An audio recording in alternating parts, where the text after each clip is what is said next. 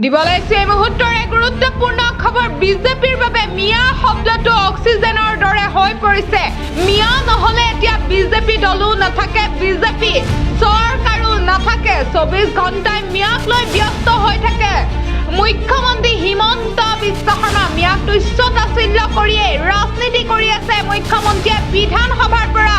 গাঁও সভালৈ সকলোতে এতিয়া মিয়া মিয়া আৰু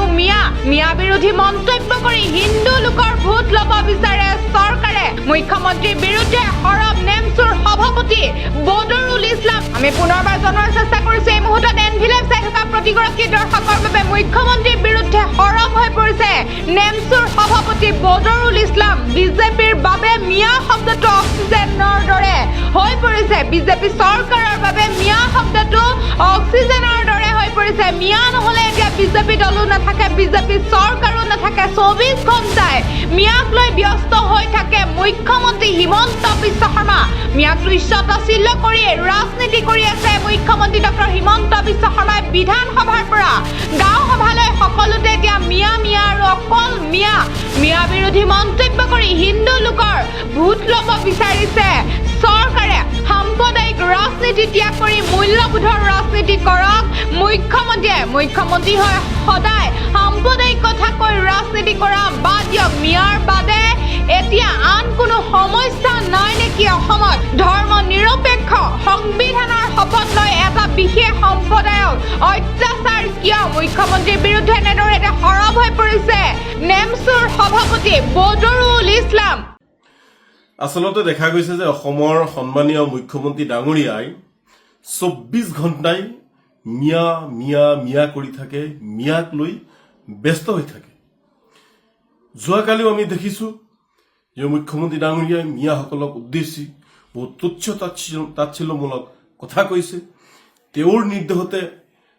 বিভিন্ন বিজেপিৰ কৰ্মকৰ্তাসকলে ভাৰতীয় যিসকল মিয়া আছে তেওঁলোকৰ বিৰুদ্ধে অভিযোগ উত্থাপন কৰিছে অৰ্থাৎ ভোট কৰ্তনৰ বাবে এটা ষড়যন্ত্ৰ লগাইছে 4-5 লাখ মিয়া ভোটৰ কৰ্তন কৰাৰ কাৰণে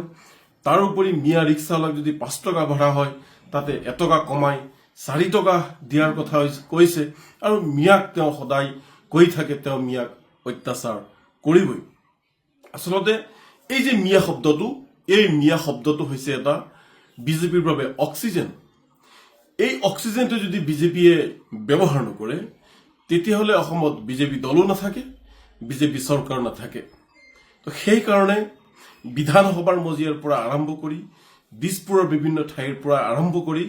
গাঁওবোৰৰ সভা সমিতিটো অকল মিয়া মিয়া মিয়া মিয়া আসলতে এটো বিজেপিৰ এটা অক্সিজেন হৈ পৰিছে মিয়াক মানে বিভিন্ন ধৰণৰ তুচ্ছ তাচ্ছিল্য কৰিব লাগিব আৰু একাংশ লোকে ভাল পায় বিজেপি দল কৰে বা বিজেপি চৰকাৰ কৰে গতিকে আমি কিমান তললৈ এতিয়া ৰাজনীতি কৰা আৰম্ভ কৰিছে আমাৰ একাংশই মুখ্যমন্ত্ৰী ডাঙৰীয়া আপুনিতো সংবিধানৰ শপত খোৱা এগৰাকী মুখ্যমন্ত্ৰী হয় আপুনিতো ধৰ্ম নিৰপেক্ষ হ'ব লাগে কিয়নো আপুনি যিখন সংবিধানৰ শপত খাইছে সেইখন ধৰ্ম নিৰপেক্ষ সংবিধান ভাৰতবৰ্ষ এখন ধৰ্ম নিৰপেক্ষ দেশ আপুনিতো অসমৰ মুখ্যমন্ত্ৰী আপুনি এটা জাতিক বাৰম্বাৰ অত্যাচাৰ কৰা টাৰ্গেট কৰা এয়া সংবিধানে শিকাইছে নেকি এয়াতো আমাক কেতিয়াও শিকোৱা নাই গতিকে মুখ্যমন্ত্ৰী ডাঙৰীয়া আপোনাক আহ্বান জনাইছো আপুনি এইবোৰ সাম্প্ৰদায়িক ৰাজনীতি মানে পৰিত্যাগ কৰি এখন ভাতৃত্ববোধৰ অসম গঢ়াৰ কাৰণে মানে কাম কৰিব লাগে আপুনি এইবোৰ ত্যাগ কৰি সকলো জাতি জনগোষ্ঠীক একাকাৰ কৰি ৰাজনীতি কৰিব নোৱাৰে নে আপুনি এইবোৰ ত্যাগ কৰি আপুনি উন্নয়নৰ ৰাজনীতি কৰক মূল্যবোধৰ ৰাজনীতি কৰক এনেই এগৰাকী মুখ্যমন্ত্ৰী হৈ সদায় এটা বিষয়ৰ ওপৰত সাম্প্ৰদায়িক কথা বতৰা কৈ এটা জাতি জনগোষ্ঠীক তুচ্ছ তাচ্ছিল্য কৰাটো সংবিধানৰ বাহিৰত নহয় জানো মুখ্যমন্ত্ৰী ডাঙৰীয়া গতিকে আপোনাক অনুৰোধ জনাইছো আপুনি এইবোৰ বন্ধ কৰি সকলো জাতি জনগোষ্ঠীক একাকাৰ কৰি উন্নয়ন আৰু প্ৰমূল্যবোধৰ ৰাজনীতি কৰক অসমৰ সমস্যাৰ অভাৱ হৈছে নেকি অসমত আজি কোনো ধৰণৰ সমস্যা নাই নেকি মিয়াই অসমৰ সমস্যা নেকি আজি নিবনুৱা সমস্যা আজি মূল্য বৃদ্ধিৰ সমস্যা আজি কত বিদ্যুতৰ বিল আজি মানে মাহে বহু বিদ্যুতৰ বিল আহি আছে হাজাৰ হাজাৰ সমস্যা, ৰাস্তা ঘাটৰ সমস্যা, চিকিৎসালয়ৰ সমস্যা, শিক্ষাৰ সমস্যা, হাজাৰ হাজাৰ এইবোৰ সমস্যাৰ ভৰ্তি, বানপানীৰ সমস্যা, এইবোৰ সমস্যা ভৰ্তি হৈ আছে। এইবোৰ সমস্যা আপুনি কথা নকয়, অকল মিয়া মিয়া মিয়া কৰি থাকে। গতিকে মুখ্যমন্ত্ৰী ডাঙৰীয়া পুনৰ কৈছো,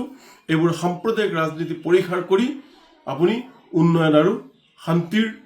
ৰাজনীতি কৰক।